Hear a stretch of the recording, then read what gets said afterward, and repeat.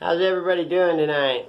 I didn't get a video done today at work. I had a bad day. I didn't feel very good. Just all kinds of stupid stuff going on. But anyways, actually, I wanted to do a continuation of that one the other day when I was talking about some of the old school logging and whatnot, because there was quite a few things that I missed. And I mean, and there'll be quite a few things I miss in this. I mean, we could go on and on and on about it, and just seems like I get a really good response out of it. And like I say, I myself by no means am old school, or I want to. I guess I wasn't a part of the heyday. By the time I started logging, it was the old growth timber was slowing down. There's still a lot there, and still is today, that actually is just wasting away. Don't get me wrong. There's just things were changing, but there's Stump Jumper. He's asked, what is that 5,800 feet of inch line weigh? Good Lord. And they have it all specced out. There's a guy on Facebook, Brian Tour, Cable Specialties. Anyways, he could tell you exactly. He's got all that stuff.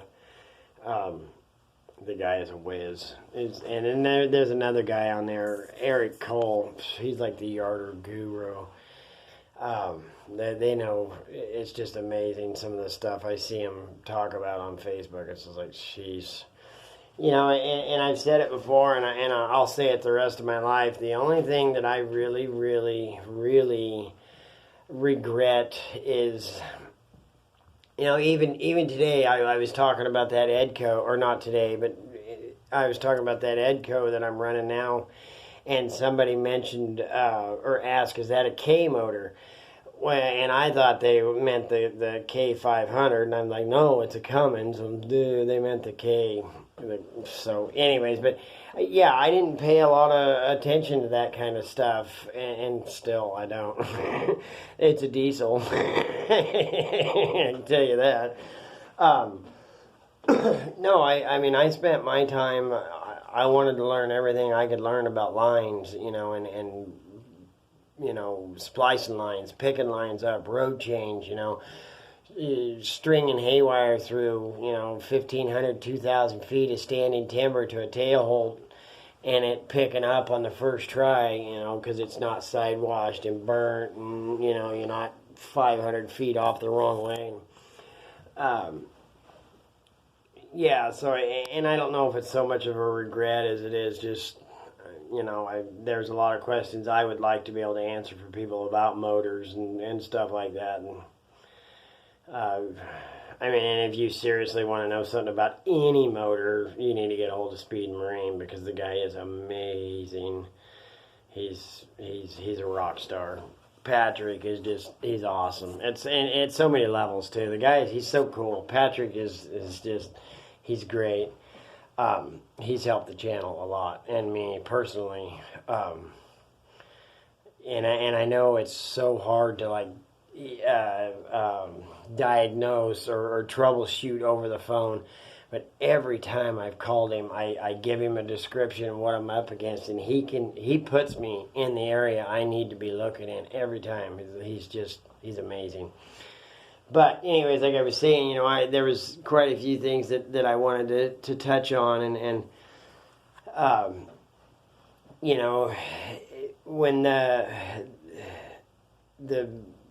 the old growth, the heydays, most of that was federal timber, Forest Service, state, BLM, stuff like that. The private landowners, Gustina, Weyerhaeuser, International Paper, Willamette Industries, they all had old growth, and still do, just not much of it. But majority of it was the state timber, and that's what hurt, is when the state pulled their sales, their timber sales. It it put a lot of people out of work. And I think that's where the industry is suffering somewhat today from, because we lost a lot of good loggers. A lot of good loggers. They took the retraining, went back to school and went into a different field. And so when they left, they took their ability and their knowledge with them. But not only did they do that, their offspring, their children weren't, and I'm sure some people push their kids to do, but which I never, my boys were always told, you do whatever you want to do and I'll support you 100%. But I think you understand what I'm saying. There's just that certain percent of people that, well, that's what Dad does. That's what I'm going to do. That's what I want to do, And like I said before, and I'm 100% honest about it, I wasn't going to log. It wasn't going to happen. Nope. I did everything I could do to not. Because I watched my dad and brothers leave before daylight and get home after dark, cold, wet, hot, broke down, bleeding, and I was like, yeah, it ain't happening. And then I went and bought a pickup and was like, oh, yeah, I can pay this pickup off in 8 months. Watch this. One fateful day, I was standing out on a nice grassy knoll, about 70 degrees, t-shirt weather, and I was like, you know what, this wouldn't be too bad of a way to make a living. Here I am, stuck at it now. But, and the thing about the big towers is, when they rigged those things up, and a lot of those crews, the core group, the yarder engineer, the hook tender, rig and slinger, they all spent years and years and years together. And so, they could rig those big towers in 6 hours. Tear them down, turn them, rig them back up, and be up logging in 6-8 hours, Where nowadays it takes 2 days to do it. Part of that is because there's no stumps to hang them, and you are having to go to more extremes to find stumps like that. Plus the knowledge isn't there. And so,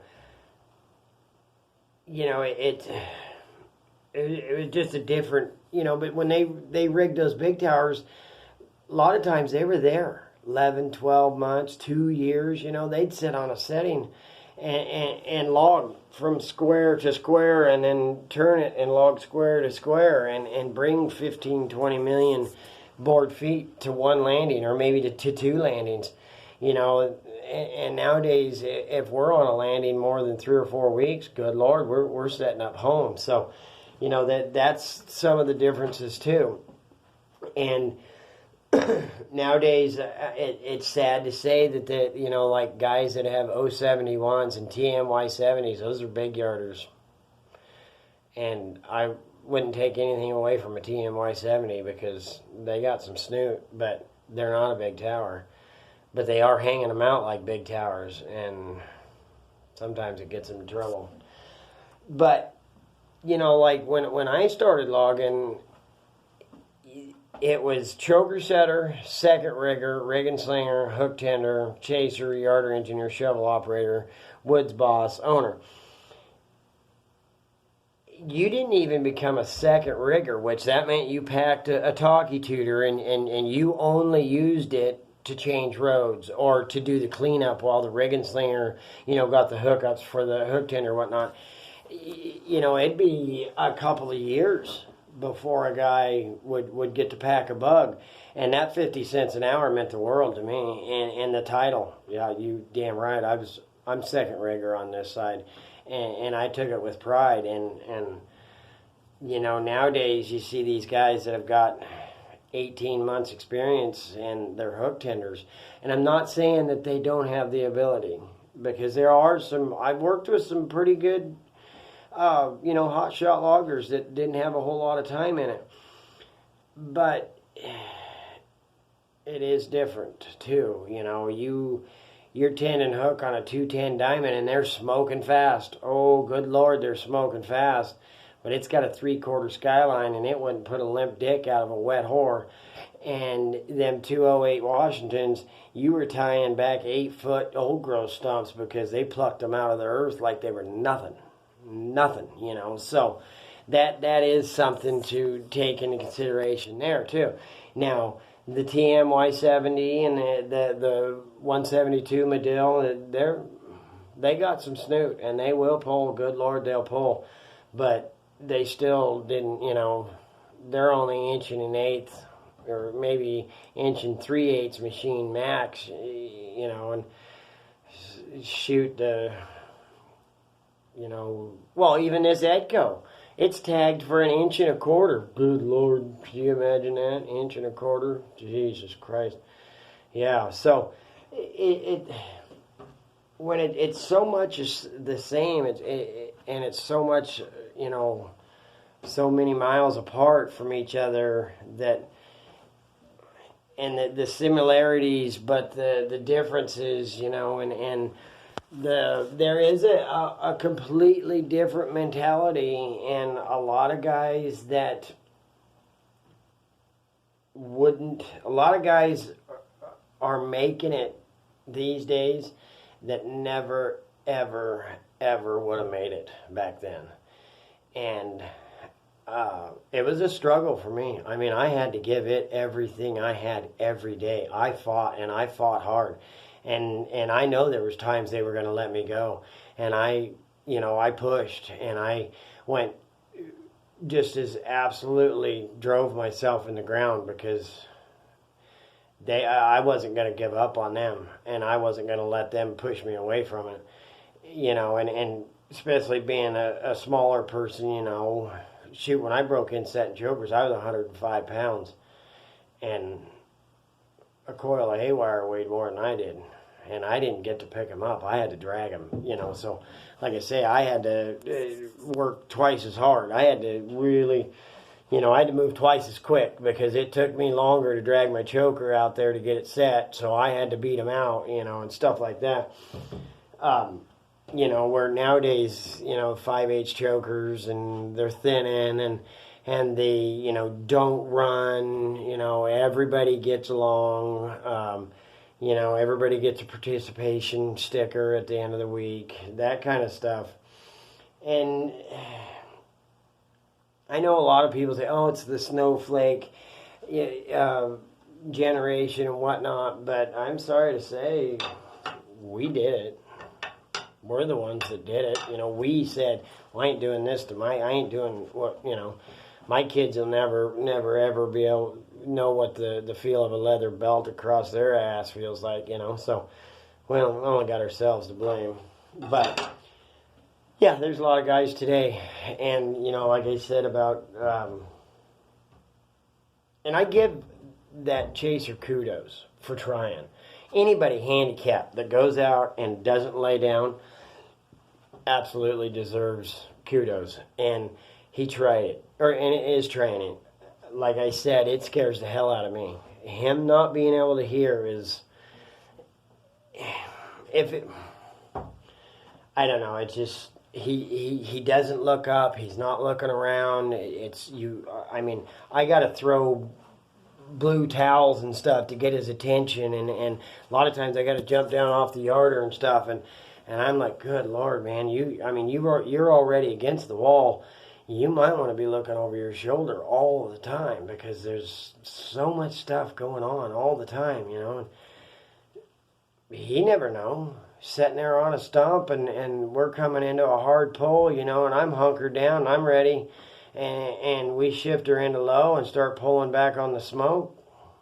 He don't know. He's just sitting there, you know. And that's how I learned. That's how, you know, when we broke in, you know, you listened. You heard them lines talking, them towers a dancing, and when stuff started popping and snapping, you better be ready to run and hide. But I'm kind of dragging it on now. I think we're probably going to do 3 more of these, because I didn't even get to say anything I wanted to say. Stay safe, friends. Get logs, huh? Come out.